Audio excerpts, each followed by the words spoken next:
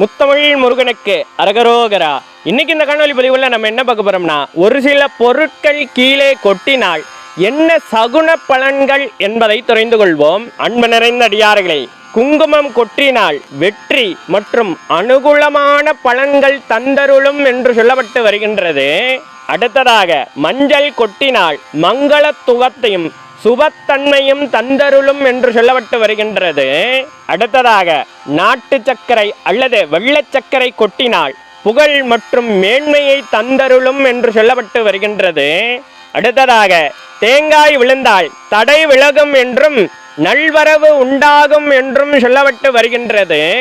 அடுத்ததாக புஷ்பம் என்று சொல்லக்கூடிய பூக்கள் விழுந்தால் தெய்வ வரவு உண்டாகும் என்று சொல்லப்பட்டு வருகின்றது. அடுத்ததாக வாசனை பொருட்கள் கொட்டினால் பேர் புகழ் செல்வம் சுகம் நல்ல அதிர்வு அலைகள் உண்டாகும் என்று சொல்லப்பட்டு வருகின்றது. அடுத்ததாக பசும்பால் அல்லது ஏதேனும் ஒரு பால் கொட்டினால் கலகம் மற்றும் தோல்வி உண்டாகும் என்று சொல்லப்பட்டு வருகின்றது.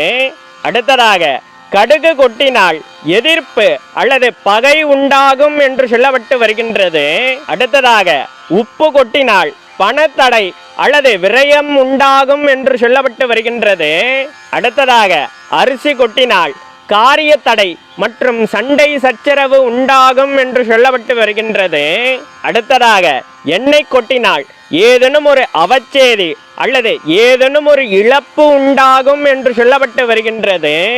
அன்பு நிறைந்த அடியார்களே, தூய்மையான மனதோடு நிறைந்த அன்போடு இருக்கின்ற அத்துணை அடியார்களுக்கும் இறை அருள் என்பது பரிபூரணமாக துணை செய்யும் என்று சொல்லிக்கிட்டு மேலும் ஒரு இனிய பதிவுல உங்களை சந்திக்கின்றேன். இதுபோல ஆன்மீக சார்ந்த ஏதேனும் சந்தேகங்கள் இருந்தாலும் கூட தயங்காமல் கமெண்ட் பாக்ஸில் தெரிவிங்க. எனக்கு தெரிந்தால் கண்டிப்பாக உங்ககிட்ட காணொலி மூலமாக பயந்துக்கிறேன். நம்ம தமிழ் வேதம் 92 சேனல் இன்னும் சப்ஸ்கிரைப் பண்ணாத அடியார்கள் மறவாமல் சப்ஸ்கிரைப் பண்ணி பக்கத்தில் இருக்கிற பெல் பட்டன் அமுத்திட்டு ஆல் ஆப்ஷன் தட்டிங்கன்னா நாங்கள் பதிவு செய்கிற அத்துணை காணொலி பதிவும் உங்களை அடையும்.